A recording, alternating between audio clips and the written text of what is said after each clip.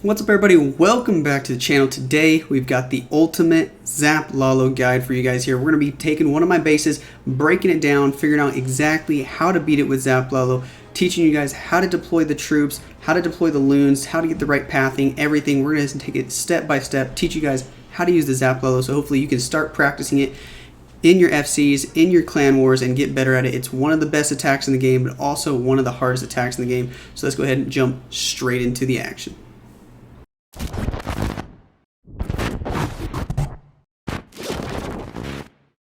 Alright guys, right before we start the video, just want to remind you, if you do want to help support me in-game, make sure you go into your settings, into more settings, scroll all the way down guys, and where you see creator boost code, make sure you hit code Lexnos or anybody else in Tribe Gaming. If you want to support Carbon Fin, if you want to support iTzu, Clash with Corey, make sure you're supporting somebody before you buy a gold pass, before you buy any gems guys. It really does help out us creators a lot. It encourages us to keep going guys, and so thank you so much for all the support. If you do use our codes in game, let me know down below whose code you're using, but let's go ahead and jump straight into the base we're going to be looking at today.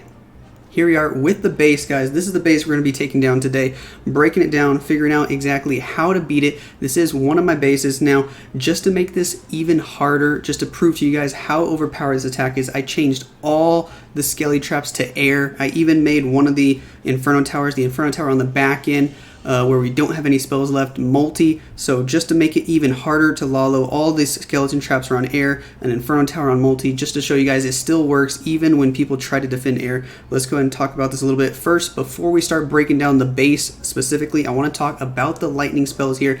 You hear me call them zaps all the time. That's just because it's easier, and honestly I think zap sounds a lot cooler. But let's talk about the lightning spell a little bit. The range on the lightning spell, you do need to know before you start using them. It is basically a 5x5 tile square, but the corners are cut off. Now what I mean by that, let's find an empty spot somewhere, maybe down here.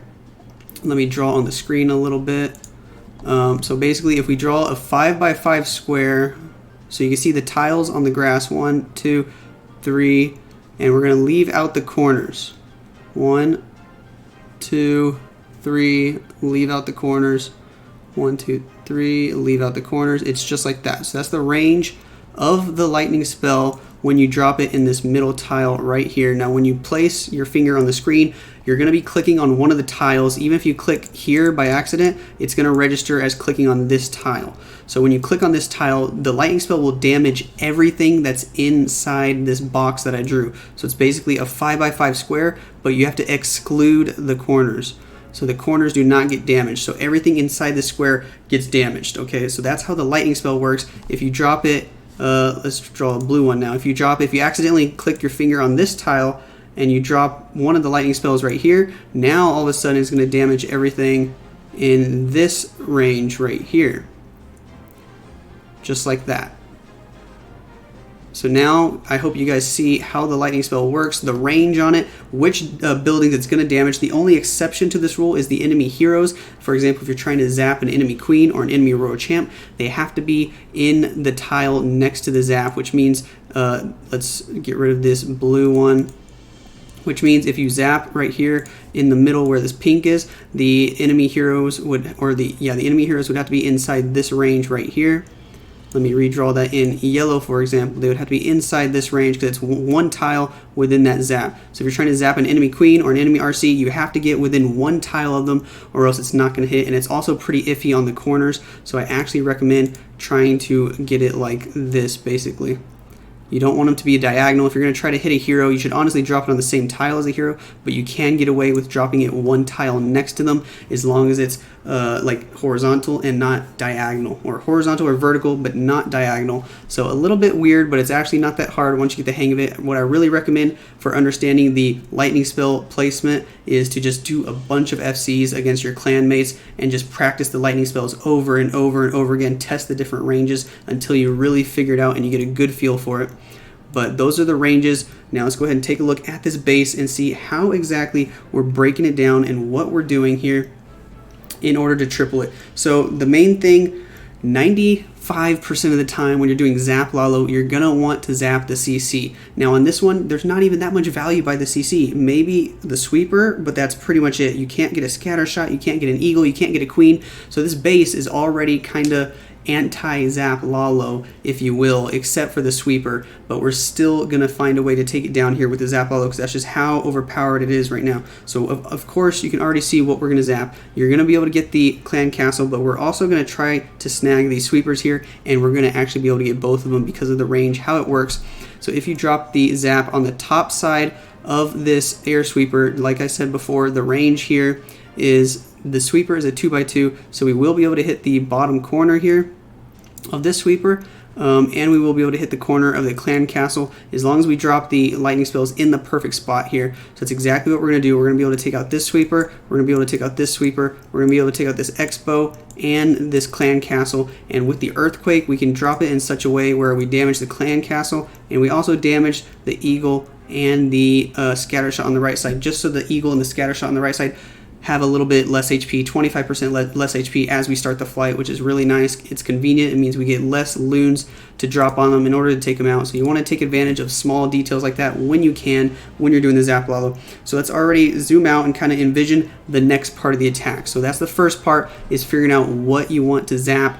Now, you guys have probably heard me say this in previous videos. After you zap a good portion of the middle of the base, say we get rid of all this, it kind of leaves a hole here in the middle where there's no defenses, and it basically makes a donut shape like that, and we just have to fly around the rest of the base. The next part of the attack, or the next part of the planning phase, is figuring out where you want to Suey your heroes in order to cut the funnel, or cut the ring, or cut the donut. You guys have heard me say that in previous videos, because you can't just start a Lalo anywhere on a big ring. You need to cut out the donut somewhere, like that for example, and cut this all out, and then you can either fly around the ring from this side and just go around the base like that, or you can fly around the ring from this side and go around the base like that, and we'll talk about which way is better after we discuss the Suey. So first off, step number 1 is figure out where you want to zap. Step number 2, figure out where you want to Suey your heroes in order to cut the donut or cut the ring, make the funnel for the Lalo. Step number 3, figure out which way you want to Lalo. And then step number 4 is actually deploying the Lalo troops properly, because a lot of people mess it up. And I'm going to go ahead and talk to you guys about that later on after we do the Suey, so you guys can understand a little bit better about how to target defenses properly with the loons, using the perfect amount of loons and the timing for each section of the Lalo in order to make it work the best that it can. So let's go ahead and talk about the Suey right here. So let's envision, or first I'm going to start the replay. We're going to wait until we get the zaps down. There's the first 2 zaps to make sure we get the bottom sweeper, then the other 5 zaps just to get the clan castle and the Expo, and there goes the earthquake. Now the clan castle is dead, and as you can see, you can already see where I dropped the road champ. But let's go ahead and talk about the Suey here. I'm going to leave it paused there. So now you can see the clan castle, the Expo, and the sweepers in the core are gone. Where do we want to Suey? Now, 9 times out of 10 when you're doing a zap Lalo, if you can Suey the town hall, that's probably the best value you can get out of your queen, because it allows you to save your warden ability and use it wherever you want. If you don't get the town hall with your Suey, you're absolutely forced to use your warden ability on the Giga Bomb from the town hall 9 times out of 10, unless you bring a battle blimp with some sneaky goblins, which is actually kind of base dependent, but a really smart move. We might talk about that in another video, but today we're going to be breaking down this base specifically. If you guys want to see another video about Zap Lalo with maybe a goblin blimp later on, let me know down below. I can probably do that as well. It's a little bit more rare to see those than just a classic Zap Lalo like this one though, so that's why we're focusing on this one today. Now we're going to try to Suey the town hall here, and we got to think about the best way to do it. So obviously, normally when I'm Sueying my heroes on a Zap Lalo, I'm going to use my Royal Champ to get one side of the funnel for the king and the queen, and the king's going to wrap around the other side, get the other side of the funnel, so the queen can go right inside with a wall break, get the town hall down. So that's normally the goal. So here I want to figure out, okay, where's the best place for my queen to enter to get the town hall? Now I could have her enter on this side to get the town hall, but there's an enemy king here, and he can probably pull my queen down and distract her, and she might not get the town hall at all. So okay, right away that tells me I think the best way to place my queen to go for the town hall is on this side. I'm obviously going to need 1 or 2 wall breakers. I brought 2 just in case. I mean, she can reach the town hall with 1, but I thought maybe there's a chance we can get some more value, maybe even a scatter shot with a second wall breaker. There's not a whole lot of DPS over here, and really no expos that can reach her.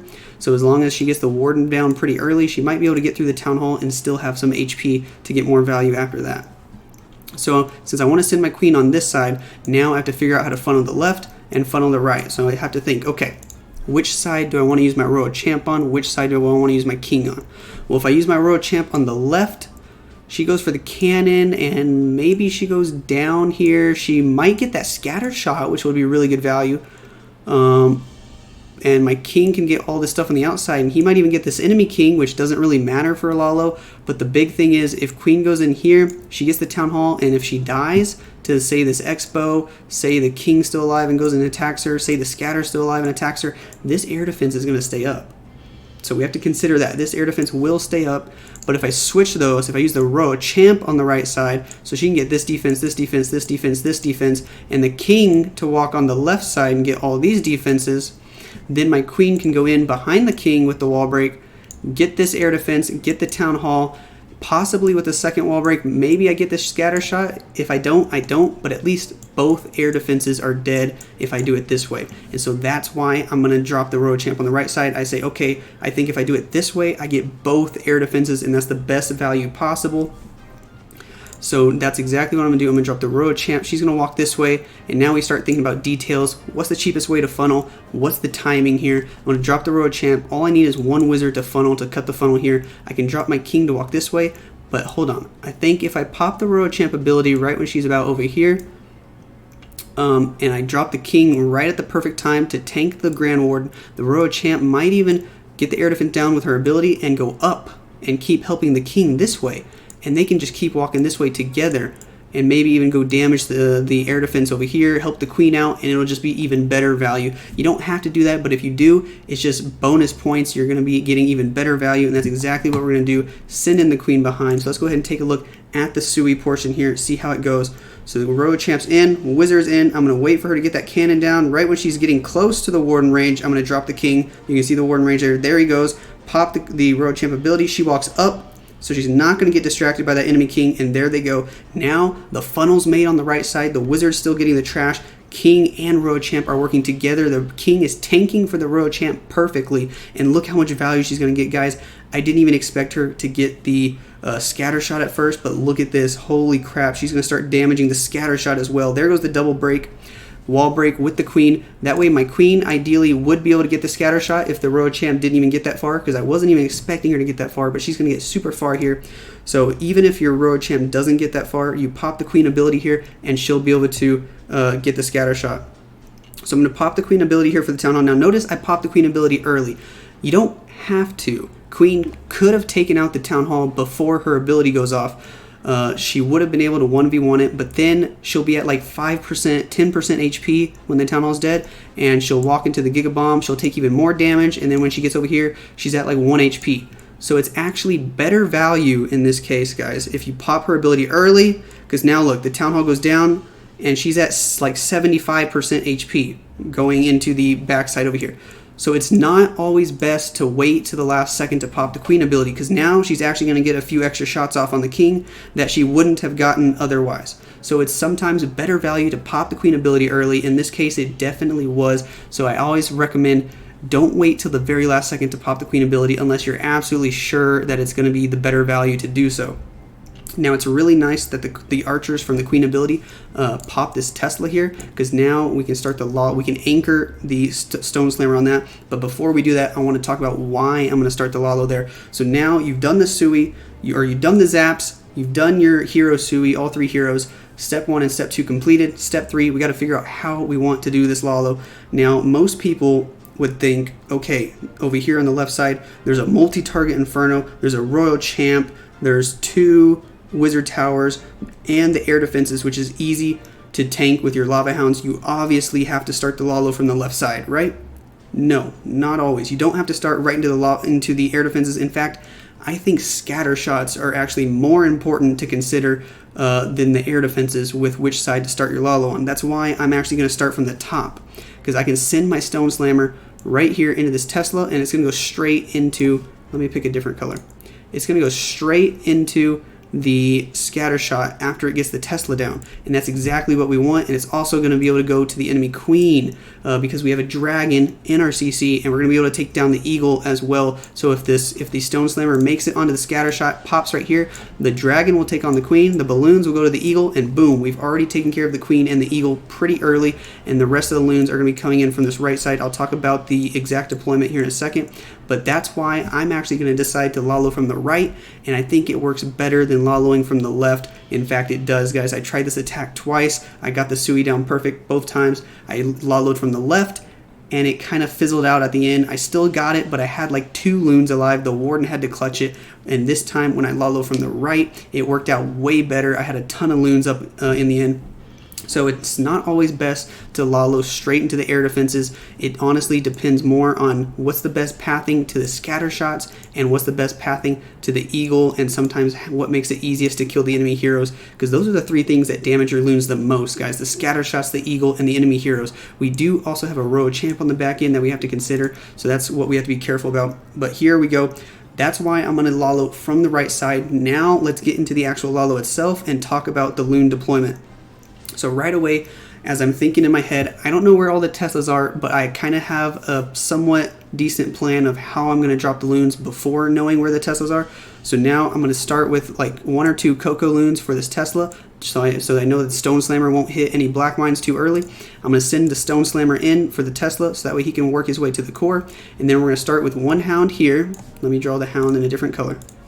We want the hounds to tank as much as possible, but more than that, we need them to pop and the lava pups to trigger the red bombs. That's basically the goal of the lava hounds when you're Laloing from the opposite side of the air defenses, because these lava hounds might not even make it all the way to the air defenses. The single target infernos might pop them.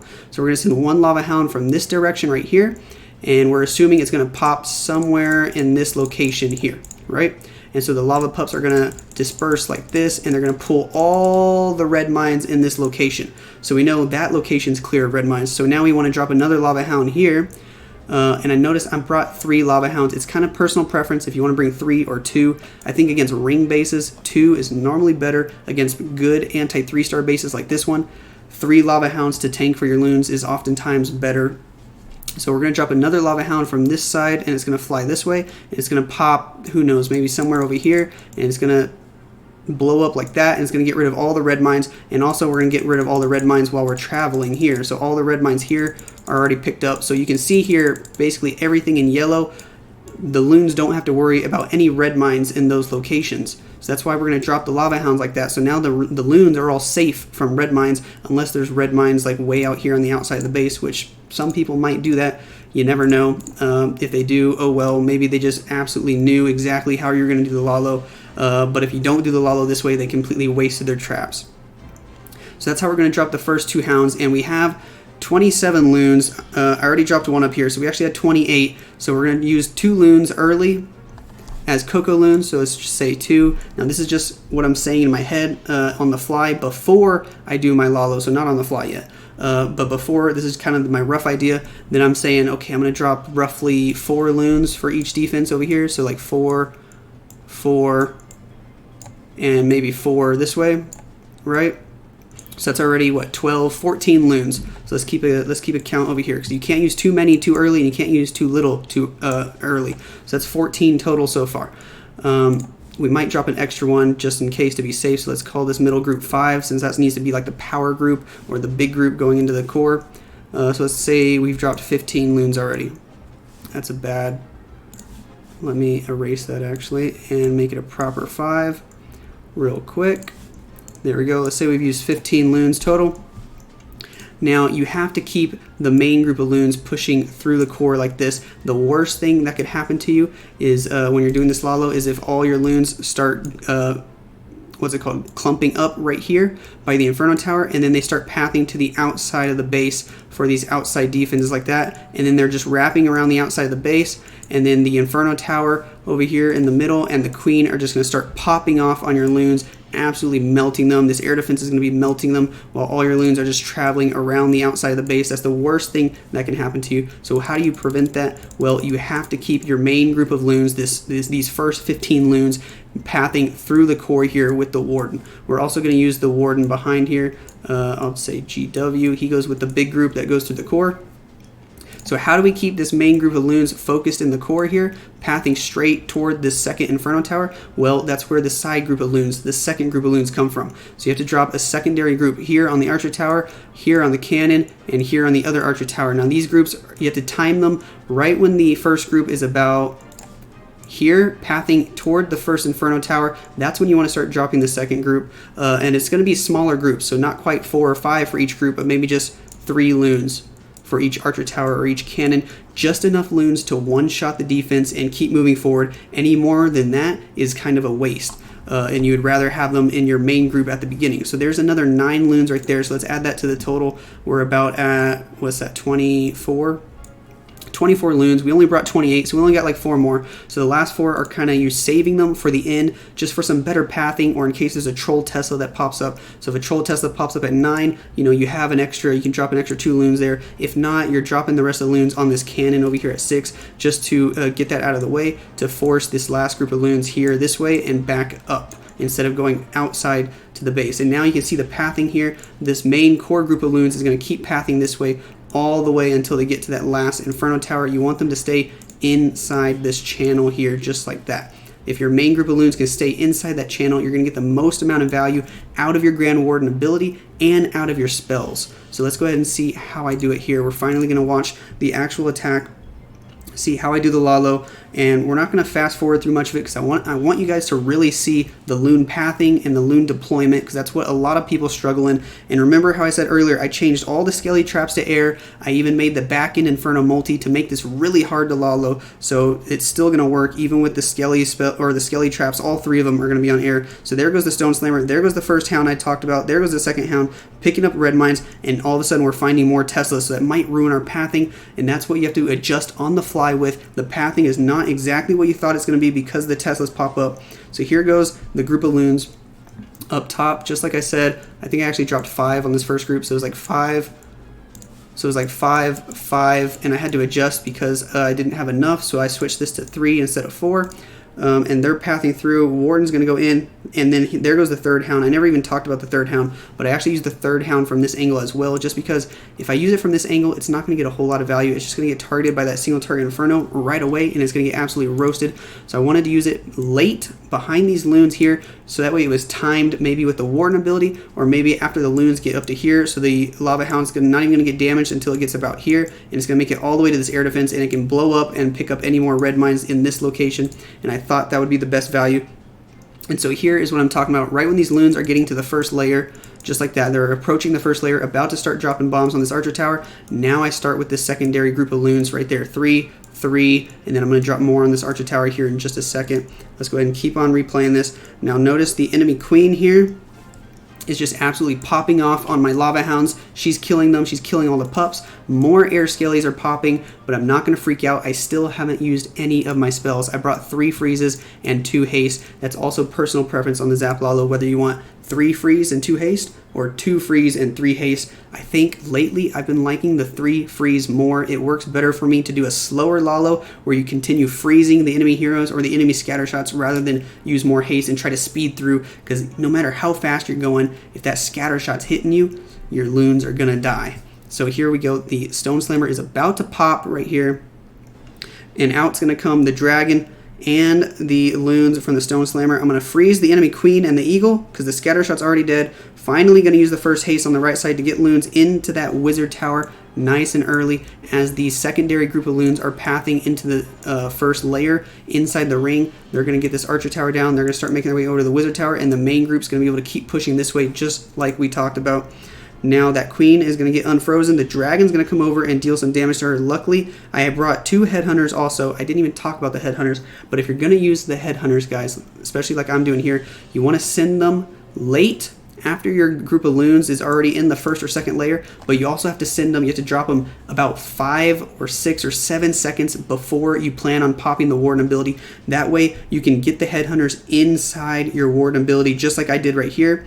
You can't even see them because the loons are covering them, but I had 2 headhunters that were right there underneath the dragon inside the warden ability, so no matter what, they are invincible, and they just absolutely melted that queen and kept my dragon at full health moving into the backside of the base. They're also going to come over here and start doing some damage to the royal champ because they're still in the warden ability, and boom, the royal champ's going to go down just like that. So the warden ability is crucial in the Zap Lalo. Now we're going to be using the last haste and the last freeze here for that multi-target inferno and double wizard tower on the back end, guys. It's a lot of splash damage, and we find the tornado trap, so literally, and a skelly trap, literally the hardest possible back end you can have on a Suey Lalo, and it's still going to work out because of how overpowered and how proper we did the beginning portion of the Lalo. I mean, we're only going to have 5 or 6 loons up, but we still have the warden, we still have the dragon, and it was against all air skellies traps, against a multi-target inferno, against both the queen and the royal champ, and it still worked out.